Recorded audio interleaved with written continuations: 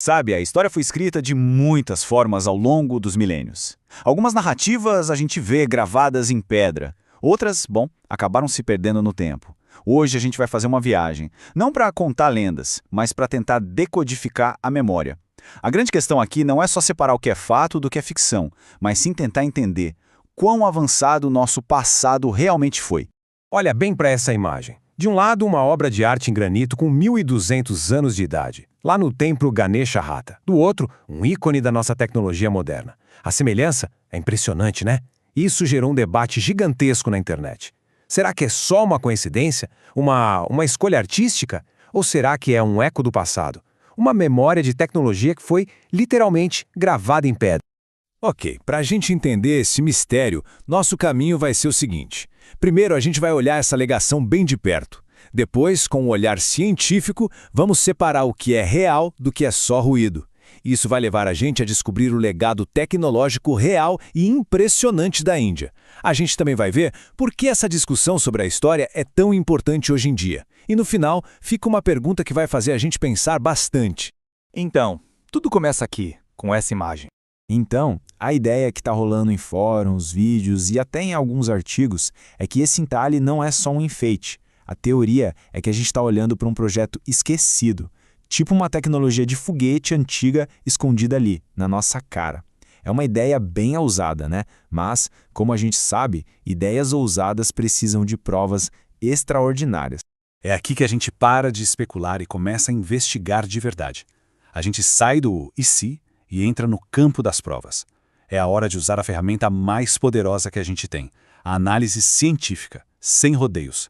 E a ciência já começa com uma pergunta básica mais fundamental. Pensa bem, a tecnologia não surge do nada, né? Para construir algo como um avião, primeiro você precisa entender um monte de coisas. Gravidade, materiais, um monte. Então, a pergunta é, onde estão as provas de toda a base de conhecimento necessária para construir uma coisa dessa? A resposta para isso está num conceito chamado andaime científico. Imagina uma pirâmide de conhecimento, sabe?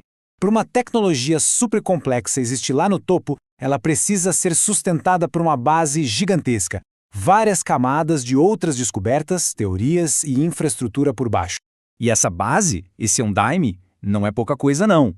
A gente está falando de entender termodinâmica, eletromagnetismo, ter uma matemática avançada como cálculo, precisaria de centros de teste, fábricas sofisticadas, fontes de energia confiáveis como eletricidade e, talvez o mais importante de tudo, um sistema educacional completo para ensinar e desenvolver tudo isso ao longo do tempo. E é aí que está o problema, como o pesquisador Mayank Varia aponta. Simplesmente não existe nenhuma evidência, nem arqueológica, nem em textos antigos, de toda essa infraestrutura. E sem a base, o topo da pirâmide não se sustenta. A falta de provas, nesse caso, meio que encerra a discussão. Mas olha só, descartar essa história não deixa a gente de mãos vazias. Muito pelo contrário, isso só limpa o caminho para a gente focar no que é real, no que foi documentado sobre a ciência indiana. E a verdade, como a gente vai ver, é muito mais incrível do que qualquer ficção. Então, vamos mergulhar nesse legado que ninguém pode negar, o que está de fato nos registros históricos. E essa linha do tempo não é só uma lista de datas, não. É a prova de uma inovação que não parava. A gente vai desde hinos antigos, que já falavam de navios gigantescos, passando por manuais de engenharia naval e matemática super avançada séculos antes da Europa, até chegar numa tecnologia de guerra que literalmente mudou o jogo. A engenharia naval da Índia antiga era algo lendário. Tem um relato de um viajante italiano do século XV, o Niccolò Conti, que ficou chocado quando viu navios enormes, gigantescos. E o mais doido, eles não eram feitos com pregos. As tábuas de madeira eram amarradas com cordas e resina. Eram verdadeiros gigantes flutuantes que podiam levar mais de 1.000 pessoas. E o legado disso está vivo até hoje na nossa língua. A palavra catamarã vem direto do idioma tâmil. E aí veio a revolução. Os foguetes de tipo Sultan, isso não é mito, é fato histórico, super documentado. A grande sacada, trocar o invólucro de papelão por um de metal. E com isso, o alcance e o poder de destruição dispararam. Foi um salto tão grande que os britânicos, depois de levarem uma surra em algumas batalhas, capturaram essa tecnologia, levaram para a Inglaterra e fizeram engenharia reversa. Basicamente, a ciência indiana virou a base para o arsenal do Império Britânico. Lembra do cientista que a gente citou antes, o Mayank Varia, o mesmo que pediu cautela? Pois é, ele mesmo diz que essas são as verdadeiras joias da ciência indiana. Focar naquilo que tem prova, que é documentado, não diminui a história. Pelo contrário, torna o legado ainda mais forte, inquestionável. E saber diferenciar o que é fato histórico do que é só um mito atraente, bem, isso nunca foi tão importante como agora, na nossa era digital. A verdade é que a história virou um campo de batalha na internet. Como diz o canal The Cynical Historian, desinformação não só existe aos montes, como também dá dinheiro. Vender uma mentira sensacionalista sobre o passado gera cliques, gera visualizações e muitas vezes a verdade histórica acaba ficando para trás. É um paradoxo, essa nossa era digital. Por um lado, ela é incrível porque ajuda muita gente a se reconectar com sua própria cultura e história.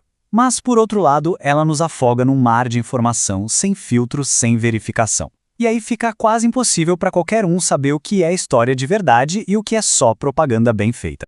E esse acaba sendo o nosso desafio hoje, né? Tentar navegar nesse mundo digital onde a curiosidade de verdade se mistura com o orgulho cultural e, claro, com a desinformação proposital. Separar o que é fato do que é ficção dá mais trabalho do que nunca. Mas a recompensa, que é conhecer a nossa história real, essa não tem preço.